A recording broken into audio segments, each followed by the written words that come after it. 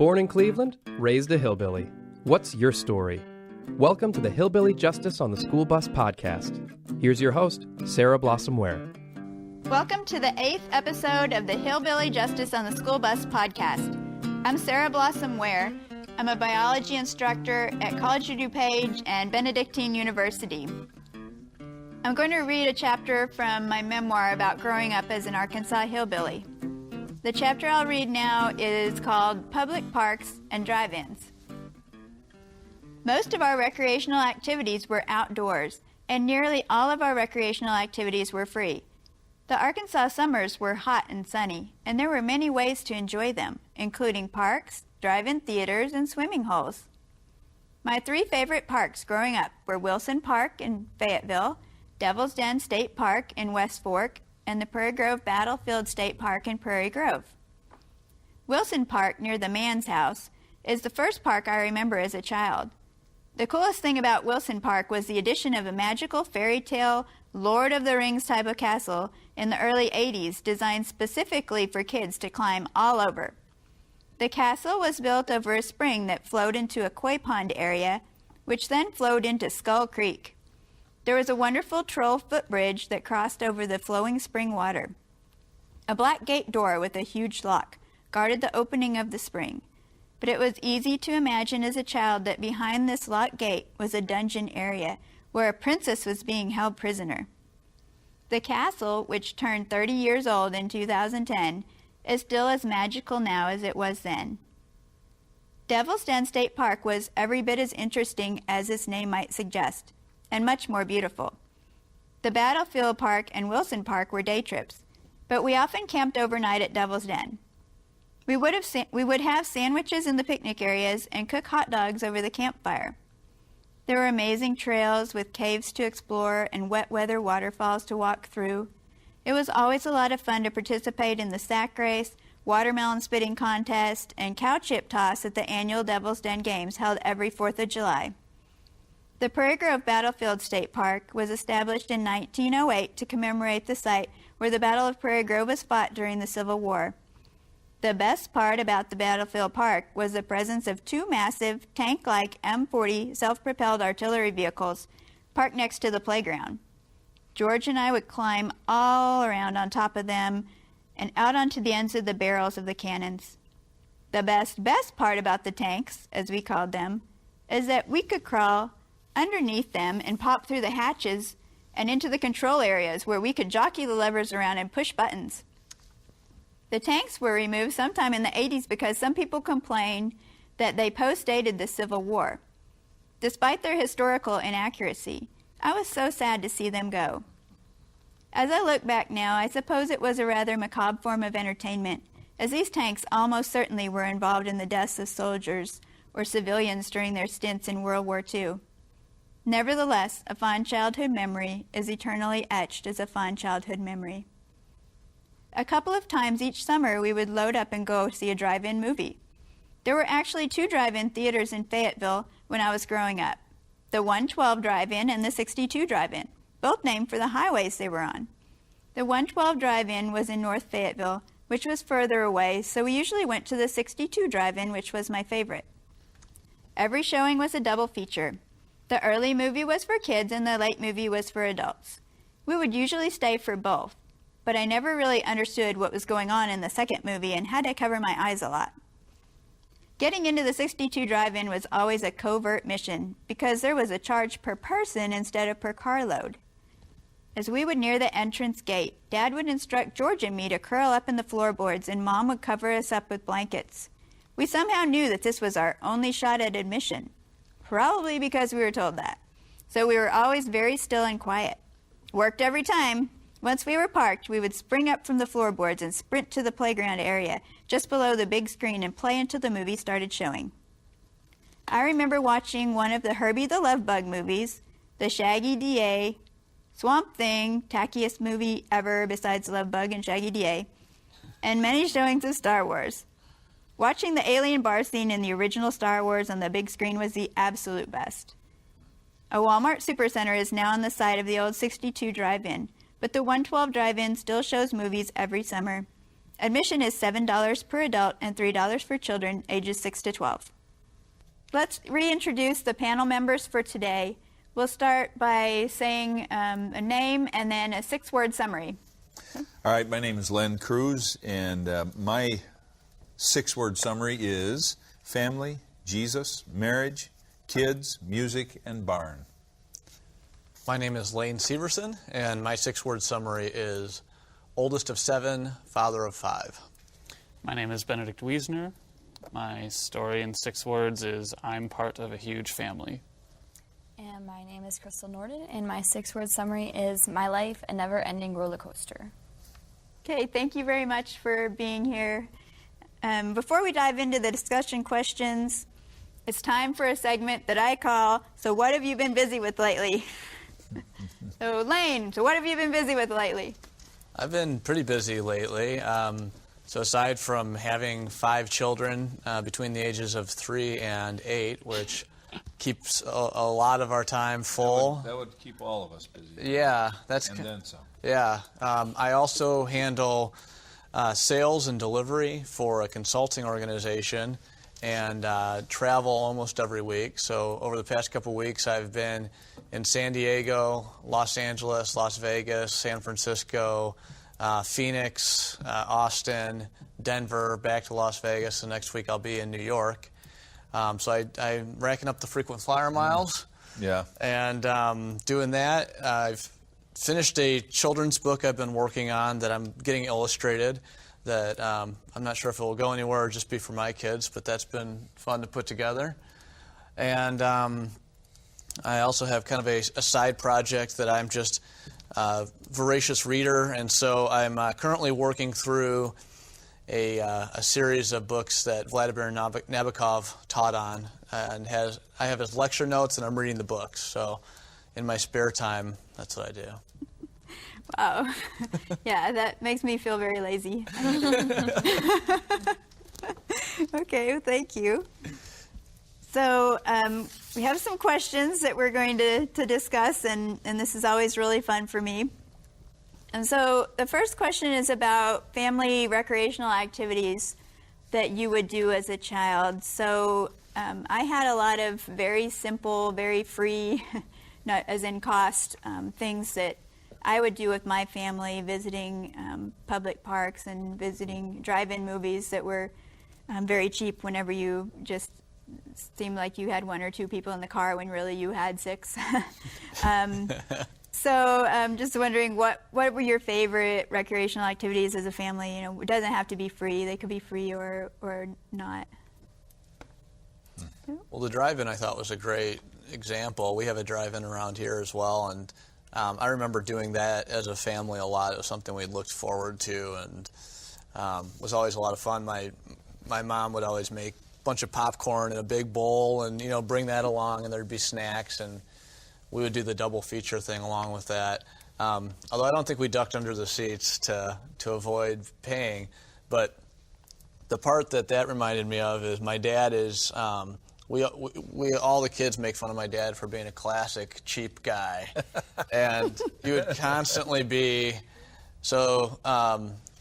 my dad was not only the guy that was always have a coupon on him, so he knows every day what restaurant has the 2 slices of pizza for 1 deal or whatever else. But he would also have the coupons, but then he would also take like a coupon that was a buy 1 get 1 free Big Mac, but there were no McDonald's around. He would take that to a Burger King and then fight with them about whether or not they would give us a buy 1 get 1 free Whopper instead, because what's the difference, Yeah. And so there are lots of moments in my childhood of family events where you're just like, oh man, Dad, we're going into the restaurant again. He's going to order, 1 extra large soda and no ice so that you can have more soda in the cup, So I think being in a big family, you end up in a lot of those situations. Yeah, that's for sure.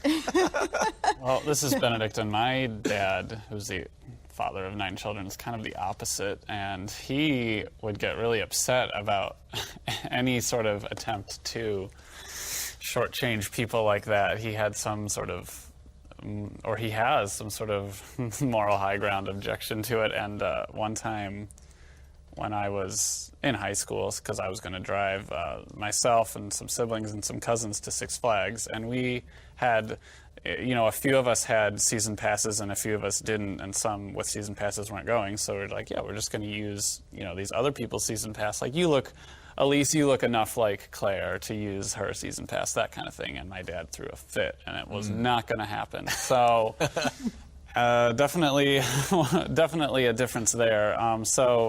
Then when we started doing activity, this would be more recent when we started doing activities like that, where we wanted to, somehow use someone else's picture to get, someone else in for free, or maybe, I don't know, using people's IDs to buy alcohol that weren't exactly 21 yet, something like that. We'd have to make sure we're not telling our dad about it, because that is not something that he wants to hear about. Yeah. It's a wise move. Somebody from Six Flags is going to be listening to this and be like, Benedict Wiesner, like banned from Six Flags for life. You know what you did. We're going to keep your picture at the front and not let you in. Yeah. But Marked man. as a kid, our free activity that, I don't know that it was free, but it was cheap. We went to Blackberry Farm all the time, which is, sure. Blackberry There, Farm? yeah. It's... Our barn was a part of an exhibit there for a while. Yeah. That's just like a kind of preppy-ish, suburban-ish wannabe imitation of the lifestyle that you had, Sarah, as a kid. There's animals around and you get to ride on the ponies, but, there are rules and there are lines and there's, running water and stuff. So it's pretty lame. But that was a thing we really liked to do. And my No outhouses, no nothing. No, nothing like that. There's not a trailer within 40 miles of the place. But that's something that I see my siblings doing all the time now. The really little ones, the youngest is 3, and there are kids that age that still go with my parents to Blackberry Farm, and they ride the carousel and they ride the ponies, and they love it. So that is kind of a family treasure, that place. That they really like to go and spend time there. I've never even heard of it. Yeah, it's in Aurora. If you want to drive 35 minutes down to Aurora for some reason, you can check it out. Oh, it's interesting. Yeah. That would be for my kids, like that. They would think that was kind of hippie, probably. Yeah, maybe, but you would know better. Yeah. So, anybody else? I was thinking of, when you were telling your story, my parents are really good. I mean, they don't lie usually, but sometimes they really tell whoppers, and so I'm not sure how do they struggle with themselves, or but like the drive-in thing, that's like happen all the time, and the most recent one that I was a part of, not knowing until later. You were used, huh? I was. When I was pregnant with, I guess it would have been probably Edie. Yeah, it would have had to been, I don't know, Gwen or Edie. I've been pregnant several times. So anyway, I was pregnant, and we were in Arkansas, and we went to Ohio to visit family with my parents.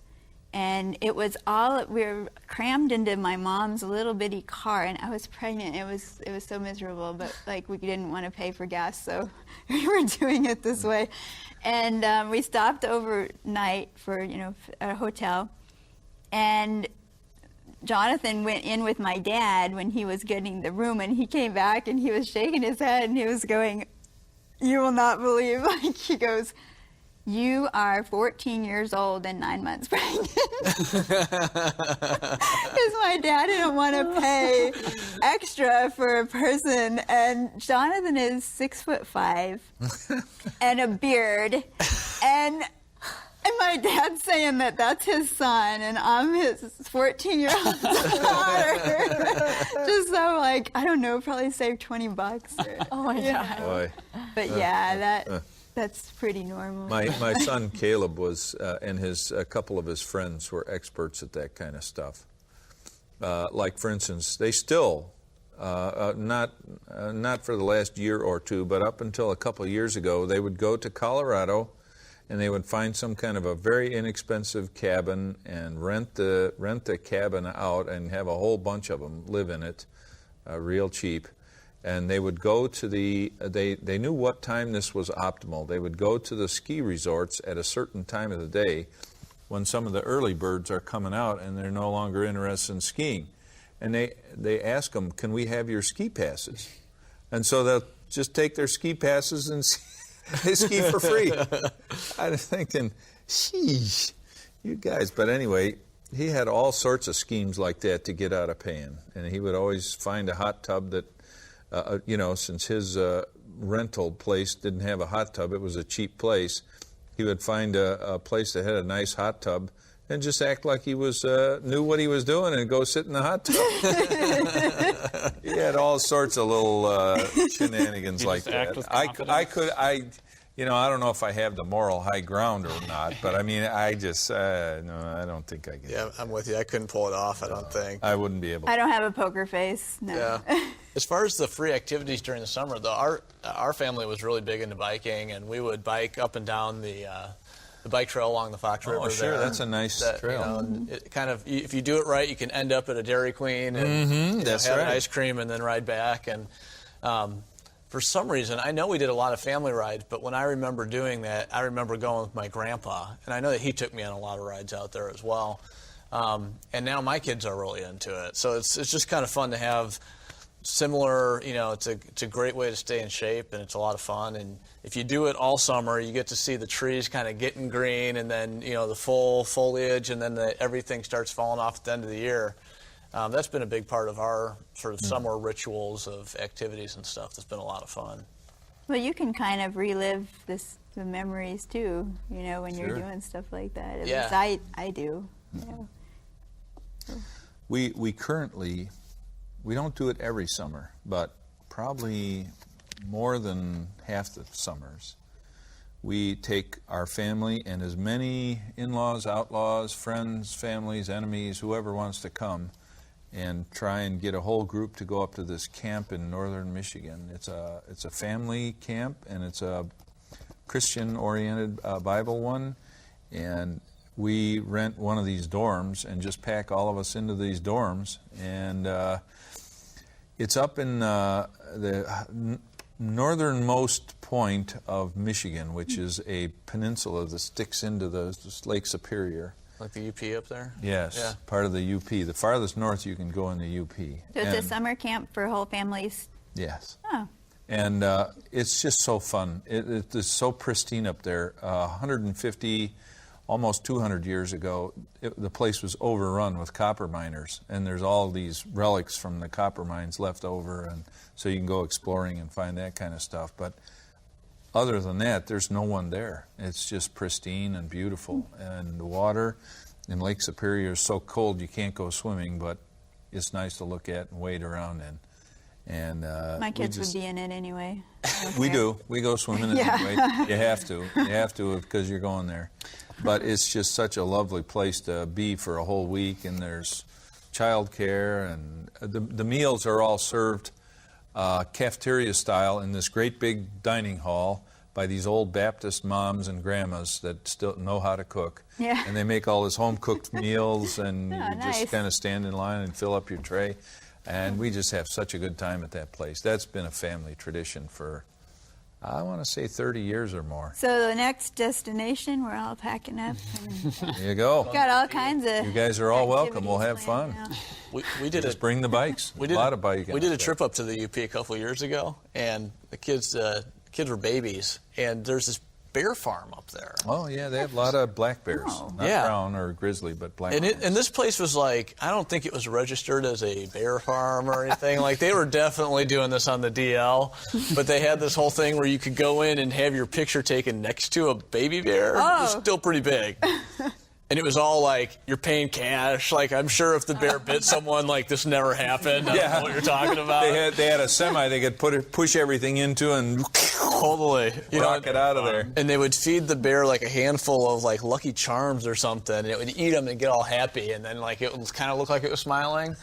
But I'm sitting I'm sitting next to the bear, and then for some reason I end up holding the baby. What? Oh my gosh. And my wife is next to me. And as they take the picture, I got to hunt this picture down because it's great. As they take the picture, the bear is like leaning over towards the baby's head, like, and has its mouth open. It looks like the bear is about to, like, take a chomp out of the baby. How did this ever happen? How were you ever holding a baby bear next to the Holding a baby next to the baby? I know. It's the most insane thing. And afterwards, my wife was like, I can't believe you made us do that. I'm like, made us do that? That was awesome. And it's, you know, only now that I think back, I'm like, I'm insane. Yeah. That is pretty wild. It's going to be an experience I'm just going to avoid. I'll be okay with that. Don't get your picture taken next to a bear. No, I'll be fine. What did you do, Crystal, besides bridge jumping? You know what? That's kind of like what I That was it? I mean, like, for the years I lived in, you know, the South, it was like that, or you went to the creek and catch crawdads. Like, I did all of that. I was a little bit redneck. Tomboyish? No, just redneck. We did that? Like, did you ever get leeches? Yeah, on you? not me. No, but okay. I did not. I knew others who did. But I was like total type of hillbilly back then. Like my mom used to tell me stories. She's like, oh, in your like first grade, you came home and you were like, hey, Mama, I learned my vowels. A, E, I, O, and U. And she's like, tell everyone that story. And now I have a friend from work now, and she's from Alabama. And she'll always come up to me and be like, A, E, I, O, U. Like, she still has an accent, but like I definitely had like a twang. And I definitely did like stuff like catch crawdads and again, questionable bridge jumping. That's super probably illegal now. Yeah. And like, you know, playing forests and like now and then like later in life when I moved with my dad, like we do stuff like my little brother likes Monopoly and like my dad used to bring us to the zoo like a lot. He really likes the zoo. I think. So your little brother has a much more calm. Yeah, my little brother's activities are like playing Xbox. And like you knew the cool stuff you can do. Like if you only knew, you lived South, you don't even understand the fun things you can be involved with if they were legal or not. So mine's. I didn't like as a kid since I didn't have like a huge family. It felt like me and my sister we just entertained ourselves a lot. So unfortunately, and like we moved a lot, so we never got kind of like a stable ground. So we didn't have like trips to go do stuff. But when I lived with my dad and my aunt and uncle on my dad's side, they are really like family oriented too, and they always bring us to parks and stuff like that. So. I don't think it's a bad thing to entertain yourself. No, you that's have a good some skill to have. I actually have no idea how to be alone. I'm serious. I have never moved out, and when I came home from work the other day, Sunday, I think, yesterday, and the house was empty, which never happens, and when it does, it's super weird, and I was just like, what do I do? You know, my family had gone out to dinner without me, didn't tell me, didn't ask me if they wanted me to bring any stuff back from the restaurant. So thanks, guys. But I was just like in the house, and then the dog like runs up to me, and I'm like, well, where is everybody? And I did not know what to do with myself, so I immediately called like every sibling until one of them answered, and I was like, what's going on? Come home. That's like one nightmare. You don't know what to do. One nightmare. You just like, I work at a restaurant, and like just thinking of like, oh yeah, we're here. This is me and my husband and our 10 children. Yeah. Do you have a table? Were they well behaved or were they awful? The 10 children. Oh, I thought no. I've had that happen like with Okay. people, but no, it's just like, oh, you have 12 people to sit down and then. Yeah, we're the family that will go to a restaurant and like walk in and the staff's faces are like horrified, but then by the end of it, you are like showered in compliments because your so kids great. are so good and so well behaved. So That's cute. Yeah. You mentioned. neat. Oh, go ahead. No, go ahead. Oh, you mentioned Monopoly. This is Lane, and I had a great Monopoly story. My dad, who we've mentioned earlier, is a pastor, and everyone thinks he's like a great guy all the time. But if you want to see the evil side of my dad, it's when he's playing Monopoly. Competitive, huh? He is super competitive. Not only does he wins all the time, but not only does he win, the way in which he wins causes you to lose like all hope in existence. It's just like he'll slowly like pull every resource out of your hand, and if you land on one of his properties, you don't have the money for it, he'll be like, that's okay. Yeah. You can just give me these 3 properties. And so you end up like leasing more and more of your land to him until there's just nothing The left. robber baron. He is. He's a robber baron of Monopoly. And I played with him when I was probably 10 or 11 years old. And And he didn't hold up on me at all, being a kid. Just totally laid into me, demolished my little kingdom I had in Monopoly. And so I got so angry that I packed up the board and the game pieces when, late at night after they went to bed and stuff. I packed it all up and I shoved it in the fireplace. Oh my gosh! I didn't light it on fire. I probably would have gotten in big trouble for that, but I left it there to make a point that, You were ready. I'm never playing this game again. You were ready to. I think I'm like your dad. Are you? Yeah. Oh, you go for the jugular. Yeah, I in these games. do. I do. There have definitely been Monopoly-induced tears. Did you have that in your book about Arguing Monopoly? the Yeah, and your mom didn't understand Right. it. She ain't mad. Yeah, we would always wait. Yeah, when my mom wasn't looking, then the next person would go, and we'd laugh at her because she missed the rent. Yeah. Yeah, my dad and I are both like that. My mom is just like, that's not fair. You and your dad and my dad should play. Oh, there you go. Sarah and Be a Lane's war. dad and my father should play Monopoly and see what happens. It will be. It won't be pretty. We'll just throw in my little brother just for fun. He'll be like, this is great. He'll be like, end up crying. He'll be throwing it in the fireplace. Oh, right, I love Monopoly. Our family game actually along those lines was a game called Rail Baron. It was one of those bookshelf games that they invented back in the 70s. They're like, you could put them on your bookshelf, and they looked like books, but inside it was a board game. Okay. And this is like a railroad game where you buy railroads, and when somebody lands on your railroad, they have to pay you and all this kind of stuff. And it's kind of got a similar feel, and it takes a long time, too. It's like a shortest game I think I ever played was 2.5 hours. It's always a long game. And I used to win all the time, but as my kids have gotten older, they've figured out my schemes and strategies, and they've kind of they all gang up on me is what it ends up happening. Yeah. They don't their victory is not whether they win or not. Right. It's just if they prevent me from winning. That's their victory. That's a good strategy. I like that. I'm all for that. All right, well, let's see what else we got on the agenda here. Oh, okay, so I used to imagine trolls and princesses and dungeons at this castle in the park, at Wilson Park. So the question now is, what kind of magical things do you guys what kind of make-believe did you play, or what kind of things were in your head? I know you were a princess, maybe still are a princess, that's for real, but what about imaginary things? What kept you busy as far as when you had playtime without an Xbox or things like that? I don't really remember a whole lot of make-believe. I mean, I know I had an imagination and did that type of make-believe play as a kid, but I don't really have a specific memory of my favorite make-believe scenario or whatever.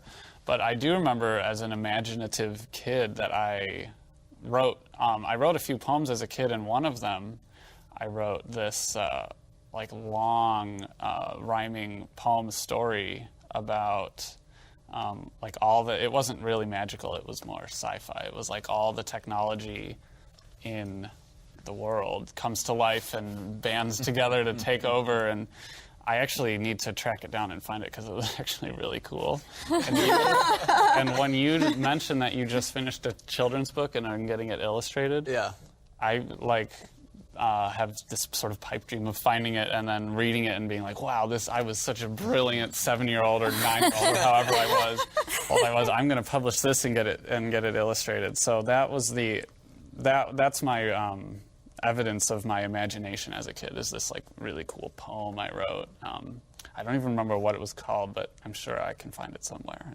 Did you participate in the poetry slam last week? No, I didn't. That was last week? I think it was last week. Okay, no, I missed that. I haven't written a poem since. It's kind of like my lost skill. Not really. I mean, I'm sure I could do it, but I really was into writing poems as a younger person, and I just sort of fell off of it. And if I get back into it, I might be really good at it. I don't know. You might be. You might fall in love with it. I used to write and read a lot as a kid. I used to write poems all the time, and then I never wrote anything else until I wrote my memoirs. I love to write, but it's always like assignments. Right. I love doing it. I love writing. You get burnt out for sure. I love writing nonfiction, but these creative poems, I haven't done that in a long time. No time to. A friend of mine told me that college ruined her for reading. Because, you're always drudging. It's drudgery reading, I used to write a lot of, like, in high school. Even in high school, I wrote poetry and stuff, and it's like, so you don't even have time to, like, read for enjoyment. And people are like, oh, kids these days don't read any books. It's like, I would love to read a book. But I have to read something else. to read bear genetics papers Yeah. and stuff. That was my bad. And, I liked that genetics study about genetics. the bears. That was a good or one. the case study. What was her name in it? Terry. I love Terry. Yeah, It's a case study about this girl. Poor Terry. You don't even want to get into it. Yeah. Don't even want to go there. We had a pretty imaginative upbringing. I'm trying to think of how to condense it all down. So my parents were kind of crazy Christian people, and still are somewhat, but like have way mellowed out. But anyway, they would read us these books about like, the end of the world and, everything, falling apart and stuff. And so I would have these like terrified dreams of like different ways the world was going to end, very apocalyptic and stuff, right? That was kind of the darker side of things. There was also like fun stuff where my dad would pretend to be Goliath from like David and Goliath, and I don't know why, but he would put on his winter mittens and his winter hat and come like walking in the room and be like, I am Goliath. And then we would dress up like superheroes for some reason. And I would wear, I remember I had Batman pajamas that I would wear. And you remember the old Batman, the Adam West Batman show? When Adam West is fighting people, they don't show him actually connecting with people very often. It's more of like it says bam or pow on the screen. Oh, yeah, right. And so in my small, childish brain, for some reason I thought when it said bam or pow on the screen when Adam West was hitting somebody, that he was throwing tennis balls at them. I don't know why, but that's what I thought. And so when we played this game, my dad would come out dressed like a giant. I would stuff my pajama pants with tennis balls and like reach into them and like throw tennis balls at him the whole time. And I think back on this now, I'm like, why did I think that? Like, none of that makes any sense. But I guess that's a form of imagination, is just being totally clueless and kind of filling in the gaps, right? That's basically what imagination is anyways. You're filling in gaps between things that you know, and that made sense to me. Speaking of terrifying dreams, I remember distinctly after one dream, I forever hated what are they from McDonald's? Like Ronald McDonald and who's the purple guy? The purple guy is Hamburglar. Hamburger? No. No. That was Grimace. Okay, Grimace scares me. Yeah.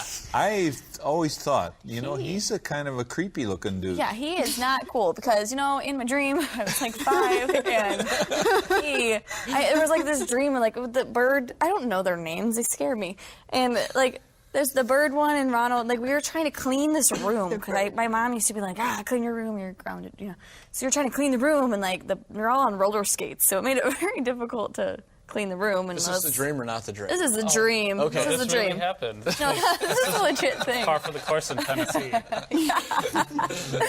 So no, in the dream, we were all like trying to clean up this room and there are things in the closet, and we were like falling. And I'm like, Grimace, I don't know if this was like he was in real life like representing my angry mother or what. Because he was like pounding on the door. He's like, This would be a field day for some psychiatrist. yeah, right? They could examine me all day. He's like knocking on the door like, I better be clean. I was like, it's not clean. What are you doing? And, he burst in and he came over and he just swallowed me. Wow. He ate me. Wow. I woke up crying. I guess so. And you know what? They're not around anymore. I'm like, they're scary. Wow. So yeah, I always thought that whole McDonald's crew is a little bizarre. Yeah, they're a Even little Ronald's like creepy clown dude. Yeah. They have those benches they used to have, him the sitting arm there. around. Yeah. Ronald McDonald House. Yeah. Yeah. That was a little weird. That was probably not a good marketing strategy. And now they have that. like the box with a big old smile on it. Oh yeah, it's just the Happy Meal box. Scary looking, yeah. I don't know what McDonald's is thinking. I gotta stop bashing McDonald's. You know, I'm gonna get this. when I was young, this would have been back in the 50s or early 60s. Baseball was still king. Every boy loved baseball. I don't know if girls did or not, but us boys loved baseball.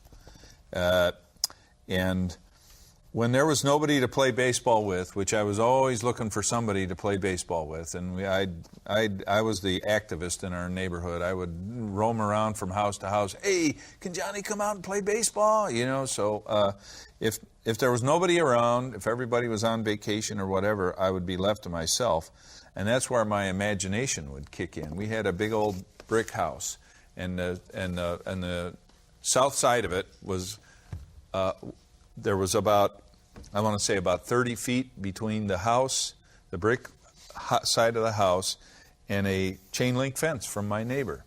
And the chain link fence was the home run fence.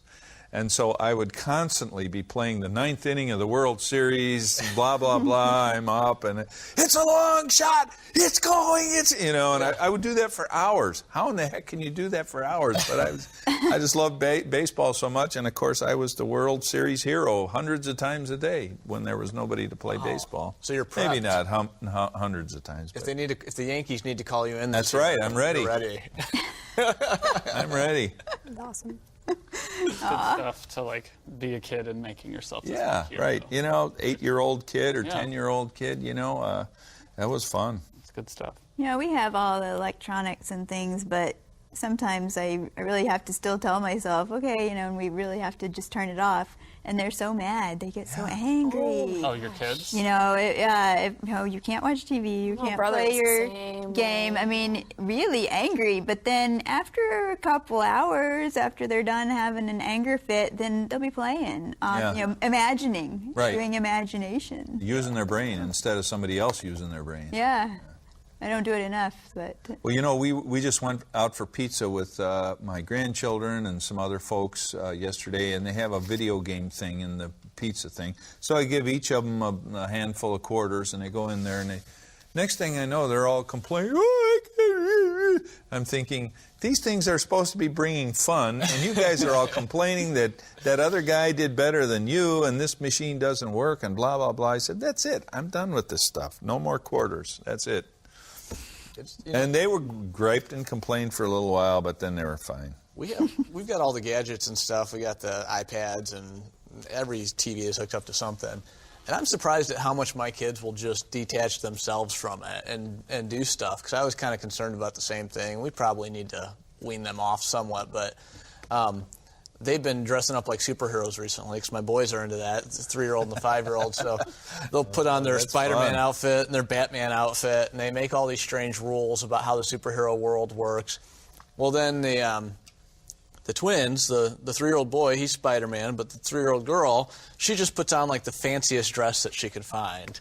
And she's 3, and she's invented this superhero character that is essentially, it's kind of like a princess that has some sorts of powers and stuff. And it's like Ice. Wow. Yeah, Ice girl. Yeah, it's just like it's cool. And I'm like, man, you're 3 years old. That's some it's good hard to invent a superhero. I've tried. Oh, that's good. So your book is not about superheroes, huh? It's about a scientist? That one is still in the works. The book I finished up. The book I finished up is about a dad invents this idea that there's a giant that goes around and eats children if they don't finish food. I didn't hear about that one. Yeah, and it's him telling the kid, like, hey, this is how he eats children. It gets, he likes to eat their cheeks and he eats their fingers and eats their toes and stuff. Are you kidding? You're kidding this is a children's book. I'd like to see the adult book. No, Holy it's like, mackerel. Did you ever read like any like Roald Dahl or any of those types of guys? It's like Roald Dahl. It's pushing that level of. I used to love those. Yeah, my kids are into them now, and that's kind of what got me thinking about it again. I'm like, you know what? No one's writing like dark humor for children these days. There might be a reason for that. No, I'm bringing it back. That is your apocalyptic childhood. Right, yeah. Fear is good for the children's mind as well, I think. What's that one book that you would know like from when we were younger? Like, is it it had like a skeleton on the front. It was like Stories to Tell in the Dark or something. Oh yeah. Oh, the R.L. Stein stuff? Not Earl Stein. Oh. I do remember that. They were actually going to make existing. movies, I think. It's like in black and white. If you saw the cover, you'd Yeah. be like, Yeah. I think just Stories to Yeah. Tell in the Dark. And they used to Okay. scare me. Oh, I know it. And was there one with the woman who had like spiders laid in her skin? I Is that the probably, one? there's Yeah. like, they had like 3 of them. It sounds about right. Stories. I understand guess I why- must have missed something. I missed those two. Yeah. It's a weird thing It with was kids like really wanting to read these like dark stories, but I did the same thing as a kid. I go to scary movies even though I hate them. Yeah. By choice. Right. Scary. I like it. Well, it's a form of an adrenaline thing. Yeah. Yeah. It makes you alive. I guess. All right, well, let's see what else we got. We're rolling on. Okay, so the last question is a little bit, it's not a question, but is there, or give an example of some kind of a ritualistic thing that your family participated in that you actually do or do not see value in, let's say. So there are a lot of things that are tradition, I guess maybe tradition's a better word. So are there some traditions that your family did that you found value in or didn't find value in, didn't really understand? One that I'm thinking of, and my mom's going to go, no, that's not how it went. But I can tell you the gist of it, so I'm just thinking of it now. But my umbilical cord was put in a little baby food jar, one of those little, like, small glass baby food A Gerber jars. jar? Yes. What? Yes. None of you had that? Okay. And this jar was in a drawer in the cabin, and my mother would let me look at it, but I couldn't open it. And So weird. it was this big hype that when you're 7 years, everything was like 7, 8 years old, I guess. Like when you're 7, Because it was always 1 year more than whatever you were. yeah. So when you're 7 years old, you can open this, and then it's like good luck or something. That is some real. That is a bizarre. And so I looked forward to this. Really, I was like, did that disappear when like I'm the goat? 7.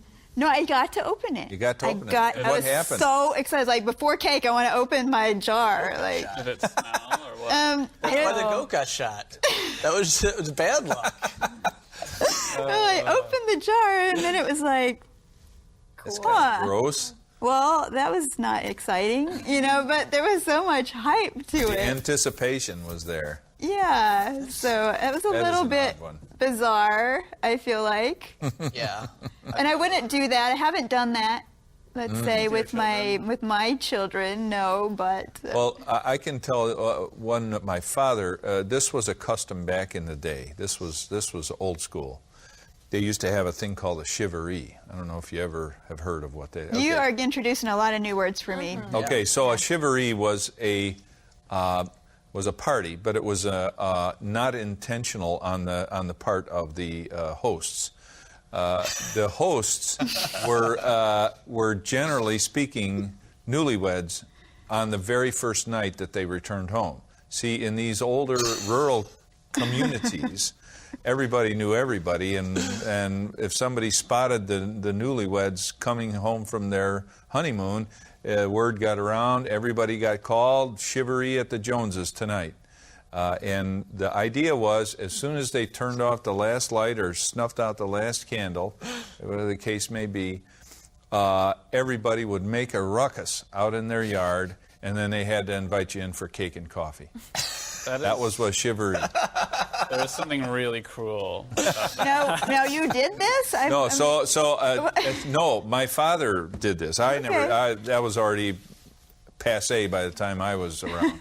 But this would have been in the first third of the 20th century, like 1920, 1930, something like that. Anyway, my dad and his brothers, in one of their explorations, found this cave that was full of construction stuff from a company that had put a road through their part of the country. It's probably one of the highways that still exists. And as part of that construction stuff, there were boxes of dynamite left in there. and that became their firecrackers. And so for this one shivaree, this couple, my dad decided, well, I'm going to give them a real welcome. I'm going to bring a stick of dynamite. So as was not uncommon, there would be stuff in the farmyard nearby the house that was just kind of discarded machinery or whatever. And there happened to be a big old Franklin stove that had gone past its useful. That's one of those big old black the cast iron cook stoves, cast iron stoves you see in the really old movies that they cook their food on. Mm-hmm. Well, so he thought, hey, I'm going to put this stick of dynamite in this cast iron stove. So everybody else comes out with their trumpets and their and clapping and shouting. And my dad lights a stick of dynamite. Ka-hoom! And he said, you could hear these big chunks of iron going through the air. And he said he's just so lucky nobody got killed. I was going to ask, did you kill somebody? But that was his idea of a shivaree. Holy mackerel. So that was an old custom that I think maybe went by the wayside because of one too many dynamite sticks. I don't know. I think that's worth not continuing. Yeah. But they did invite him in. They had their cake and coffee and welcomed the couple home. Stone away from our guests. Well, that's an interesting one too. Right. Yeah, I never heard of that. I need a breather after that story. One of the things we had, another thing in our family that I thought was a good custom, and we continued it. My dad was a very devout Christian, and he had a really dramatic conversion during his early adulthood. I would say around 30 years old or so. And his family was important to him, so he installed what he called family devotions. And what it was after dinner, we would all march into the living room after we did our chores and cleaned up after dinner, and we would sit in a circle, all 10 of us, and we would have to each recite a Bible verse that we had memorized, and we would each have to pick a song, or we wouldn't each have, but otherwise it'd been all night. But we would sing a couple of hymns or gospel songs or something, and then we would pray for stuff. And he would often have stuff like if there was in the news about there was some persecution of Christians in China or Russia or someplace, or if there was a famine going on in Ecuador or something, we would pray for that kind of stuff as well as family members or whatever.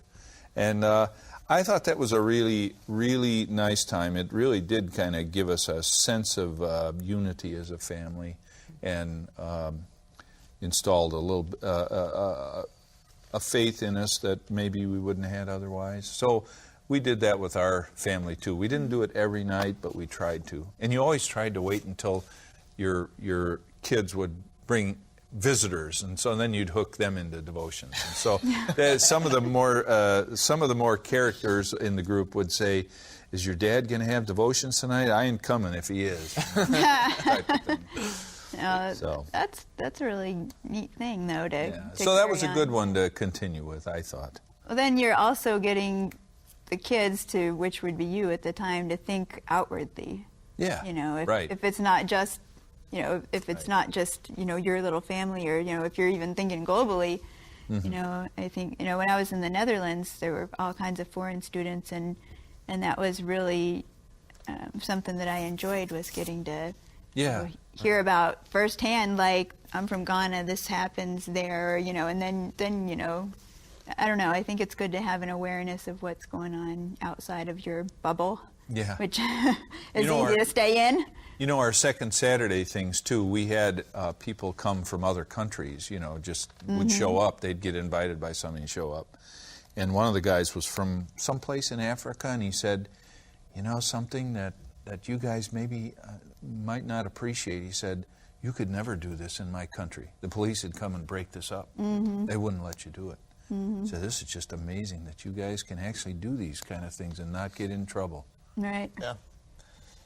One of our family customs that's good, and we have started continuing it a little bit in our family, is on birthdays, we go around the table with the family, and you're supposed to say something you're thankful for about the person whose birthday it is. Sometimes a little difficult. Sometimes a little difficult. And so what it turns into is kind of an airing of grievances. Oh, turn of the tables, eh? Yeah, but it's funny. I mean, a lot of times it's nice, but sometimes it stirs things up. It gets you to kind of, be honest with each other. And, you get that every once in a while. But most of the time it's good, and it's a chance to, either think about why you're thankful for the people in your family and say it. A lot of times we think it and don't say it. Mm-hmm. So, yeah, which is not only family members. I mean, even to say among friends something positive that you're thinking, it doesn't happen a lot. I try to be more conscious to do that. Mm-hmm. You never know where it's going to take somebody. Really. Yeah. A positive, encouraging word, or you're really good at this. Why don't you try? Yeah, it's so funny because you think the person is like, oh, well, they obviously know they're really good at that because they're so good at it, and they just have no idea. I will never get tired of being told I'm good at something. Anyone who wants to give me a compliment, feel free. Encouragement, welcome. Yes. I'd say the most tradition, family-oriented type of, the most important one to us in our home life is probably the music. I mean, it's such an integral part of our life. I can't think of anything more important to me.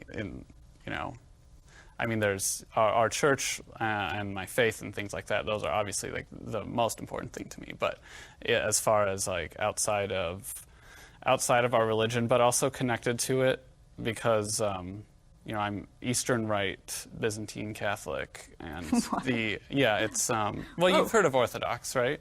What does all that mean? Well, all those together. The Eastern Rite Catholic Church is in full communion with the Roman Catholic Church, which is what most Catholics, at least in America, are, and in Europe and everything. But the Eastern Rite is the one that has its origins in the Middle East, and the Eastern European churches are Eastern Rites, African, Ethiopian, Egyptian churches. Coptic. Yeah, Coptics are an Eastern church, and so we are Romanian Byzantine Catholics. We aren't Romanian, but we became Romanian Byzantine Catholics because my parents really liked the liturgy, and a lot of it is because of the music.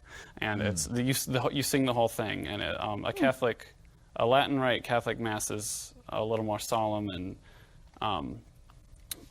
not quite as much, more talking. There's music, but it's not all music. Byzantine liturgy is sung the whole way. And that was something we're really attracted to. And just the music at home, like I mentioned, the parties that we have with everybody and everyone's singing. All the kids in our family sing from like age, whenever they start talking, they're also singing. And it's something we all do together all the time. That's cool. I can't imagine what life would be like without having music be a huge part of it. I don't even know what I would do, Now, in the Byzantine tradition, are there instruments at church? No, it's all sung with voice. A cappella? There's no, Okay, because my son became Orthodox. My oldest son became Orthodox, and they don't have instruments at church. It's no a very pipe organ, no nothing. No organ. It's a similar liturgy to that. Okay. The Orthodox have much of the same art and music as the Byzantine Catholics. The difference is that we have, the communion with Rome and the Pope, but it's a very similar thing. You know that this camp I mentioned that we went to in the earlier session in Upper Michigan Peninsula, there's one of these, I think it's one of those kind of, they look Orthodox to me. Yeah. They look Orthodox, and they have but they're Catholic, and they have a place where they sell all their baked goods, and that's how they support the ministry. And all kinds of tourists stop in there. It's delicious stuff, really good. Yeah, they might be Ruthenian or Ukrainians or maybe even Romanians. There are a lot of, in the kind of Rust Belt areas of the United States, Ohio, Pennsylvania, Michigan, there are communities of I bet that's what these guys are. Yeah. So music's not allowed in the church, but it's allowed outside of, instruments. Okay. Yeah, no, you wouldn't. it's allowed outside of the church? It's not wrong to play? Oh, absolutely You know what I mean? not. We always, like at a church picnic, everyone brings their Yeah, instruments. because you said you always have Yeah, instruments. it's just the liturgical music traditions are vocal, so you wouldn't have guitars in the liturgy, but it's extremely encouraged to play music with instruments, you know, as a community. It's the binding effect of music to bring you close to people is something that's so amazing, and I'm so grateful for it. I echo that too. Yeah. My family, when we get together, there's always guitars and banjos and violins and stuff that get played, pianos and stuff. It's a really phenomenal thing. It's such a wonderful part of life. Yeah. So, Crystal, do you have any of these kind of I gotta say, traditions? I don't really, not my family now. You don't have a lot.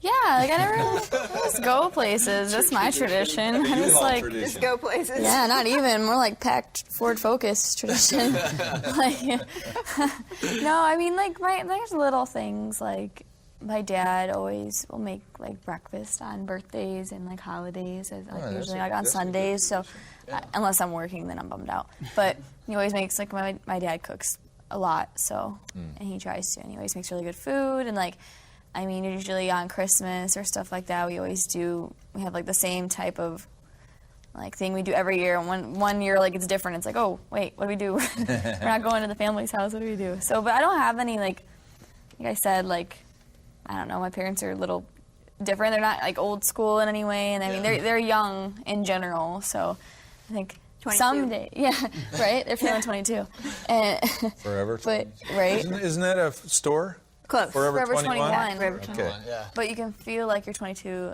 in the words of Taylor Swift. But, I mean, my dad's only 47, and my stepmom's only 40, and I'm 21 years. I mean, they're young comparison like to how old I am. So I think we're getting there. Like one day we might have more. I mean, you have so much time to come up with these types of things, and I'll probably look back and be like, oh, there was. yeah. Yeah, it's a little different. But I think they just kind of happen when you spend a lot of time together. And you come Our up with tradition these is being a things. bunch of dorks, honestly. We're just a bunch of weirdos. Like, we're not all really that talented. We don't play music. We just kind of hang out together. Play the phonograph, really. We're friends. That's Well, our you show. listen to music together, right? Yeah. Even that, I swear, even that is something that appreciating music together. It's really cool. Definitely. So what kind of music do 22-year-old parents listen to? Okay, well, my stepmom is ridiculously crazy about like 80s everything. Like, and Jimmy Buffett. Like, these are not what 22-year-olds. They're like. In their mind, it's 22 years. They were like, they dressed up as 80s. Like, I don't even know. She was like Eagles. Axl Rose. Like, that's what she was for Halloween. And she had like this wig on, even though she has red hair. But she had like this whole like outfit, and my dad had this fro, and they're like, yeah, like they dork out. Like, they're such weirdos sometimes. But they listen to everything. But they're like all like they're so cute. They like their 80s music. Well, everybody has their kind of sweet spot that happened when they were like between 16 and 25, and that's what they're gonna resonate with, you know. And my dad will like hear my music because I'm like you. Like I listen like 101.1 on the way to school. We like, talk about alternative music all the alternative time in class. music. You like really dig alternative music. What is an alternative music? Like like you've heard of like bands like Mumford and Sons. Yes, I have. That sounds a little. I resonate with their music. They're like kind that. of bluegrassy. It's like like that kind of. It's like it's a category of music that kind of are all the same, but some of them are so different. It's just like a different category, and it's not like pop, and it's not like rock. It's kind of a weird. So I listen to that, and my dad will be like, "Oh, all your music sounds the same," and like clicking next, and I'll be like, "All your music's." He's like, "No, my music's good." I'm like, I always ask John. And you know what? You'll probably say the same thing to your kid. I definitely years will. from now. I describe it to my husband. I always ask him, I said, why do I like male angst stoner music. I cannot figure it out for the life of me, but that is what I like to It got listen programmed to. when you were 18. That's why. Good. That's what I'm saying. Did you say you like Fish? Is that one of your big? She likes Offspring. Oh, you don't like Fish. Offspring, yes, not Fish. Okay. What was the number Well, one at least you you said? don't like Fish. How about Nickel Creek? I like them too, but they're very I've never heard of that. bluegrassy. I've never heard of that either. Oh yeah. They're not alternative, apparently. Allison Krause? Krause. Alison Krauss, I yeah. was literally listening to Alison Krauss when I drove here this morning. I'm not. Yeah. No, she's good. I like love her. Alison Krauss's voice. All right. Any other? What do you got? I'm good with my. Do you want to say anything else today? To the world. To the world, the whole world. If you find out about that whole princess thing, Yeah. The princess I wanna know thing, about I just that. want to remind If they can connect everyone them, maybe that'll be Okay, cool. Mayflower. that Maybe- yeah, it can be. We can. All right, we'll talk. It's fine. An apology to the companies Six Flags and Sorry. McDonald's. We didn't mean any of the stuff we were saying about you. Please don't. ban Sorry us. to the National Turtle Foundation. Yeah. You know, I saw a National Geographic special not that long ago, and they showed these. They showed all those sea turtles, the great big ones. They climb up on the shore at one particular night. And they all lay their eggs together, and they're climbing all over each other. Yeah. Well, you know, it's real interesting. They showed a picture on this special of the next morning.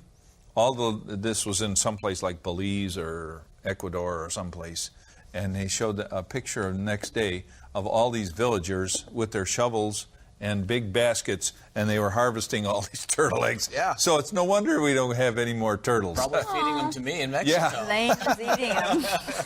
How dare you? Sorry. Oh, thank you guys very much for spending your time coming out here and sharing your stories. Thank you. I want to come back for the drive-through liquor store one. You're welcome. You're all welcome to come back. Yeah. Yeah, you were saying you'd never heard of that, huh? Never heard of a drive-through Yeah, that's liquor not store a thing before. in Illinois. It's not. Yeah, Sounds I like never knew that something- until you said that. It sounds like I've heard of that before. It's Yeah. not. Probably in Texas Tennessee. happened here. Probably a southern. Texas and some states, you can drive with open liquor in the car. Yeah. I saw them at Ohio. Like in Ohio, they have got the drive-through liquor store. Reason number 5 million, Illinois is the worst. Now we have to apologize to Illinois. We apologize to every single... Everybody we've offended, Yeah. Yes, left out. Hey, it could have been worse. Yeah. It could have been worse. Filtered. We were filtered. Yeah. I was definitely filtered. Yeah. All right. Well, thank you very much. Yeah, I had a blast. Thank Too. you. Thanks. Great Awesome. opportunity Thanks for coming to out. share my stories. My wife won't let me tell them anymore. Well, I'm glad we got to hear them. Thanks. Yep. Thanks for listening to the Hillbilly Justice on the School Bus podcast. Tune in next time to find out who gets held at gunpoint. Until then, dream big and have fun.